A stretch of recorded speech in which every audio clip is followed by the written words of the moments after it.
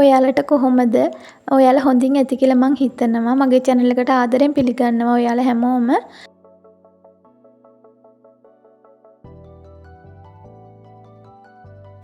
අද මං හිතුවා වෙනස් විදිහේ වීඩියෝ එකක් ඔයාලට අරන් එන්න. මේක ඔයාලට ගොඩක් වැදගත් වෙයි කියලා මං හිතනවා. මගේ කුස්සිය මං පිරිසිදුව පිළිවෙලට තියාගන්න කරන දේවල් ඔයාලත් එක්ක බෙදා ගන්න හිතුවා. ඉතින් දිගට වීඩියෝ එකත් එක්ක රැඳිලා ඉන්න කියලා ඔයාලට ආරාධනා කරනවා.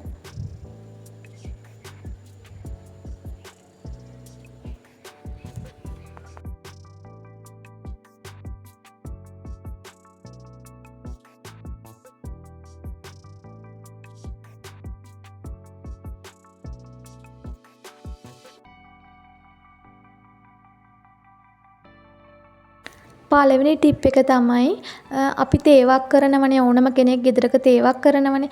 ඉතින් තේවක් කරනකොට කිචන් ටවල් එකක් හරි මේ වගේ ට්‍රේ එකක් හරි තියලා තමයි තේවක් කරන්න ඕන.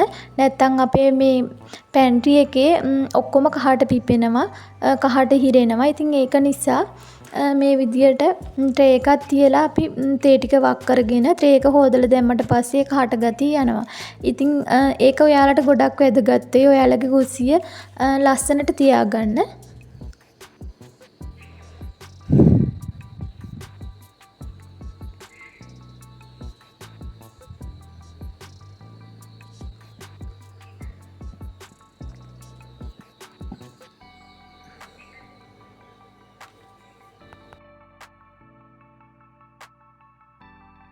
දෙවැනි කාරණේ තමයි එදිනෙදා අපේ කුස්සියේ එකතු වෙන ඉටිකොල, shopping bag ඒ වගේ දේවල් දාන්න ඩස්බින් එකක් තියාගන්න එක. ඒක ගොඩක් වැදගත් වෙනවා අපේ කුස්සිය පිළිවෙලට තියාගන්න.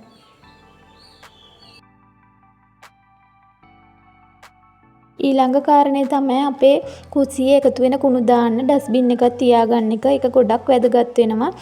නැත්තම් අපිට සැරින් සැරේට කුණු දාන්න යන්න බැහැනේ එළියට. ඒක නිසා එක සැරේට එකතු කරලා දවස් අවසානයේ අස් කරන්න පුළුවන්. ඒක ගොඩක් වැදගත් වෙනවා අපේ කුස්සිය පිරිසිදුව තියාගන්න. ඊළඟ ඒක තමයි අපි උයනකොට මේ වගේ අල ලුණු සුද්ධ කරනවනේ. ඉතින් එතකොට මේ වගේ ලුණු පොතු අනම්මනම් බිම දාන්න නැතුව අපි මේ වගේ භාජනයකට දාලා එකතු කරලා ඩස්බින් එකට දාන්න පුරුදු වෙන්න ඕනේ.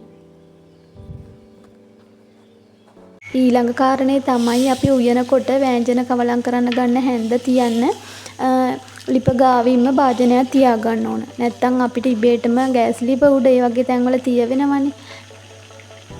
ඉතින් මේ වගේ පොඩි පොඩි දේවල් අපි ජීවිතේට ලං කරගත්තට පස්සේ අපේ කුස්සිය අපේ වැඩිපුරම පිරිසිදුව තියෙන්න ඕන කුස්සියනේ.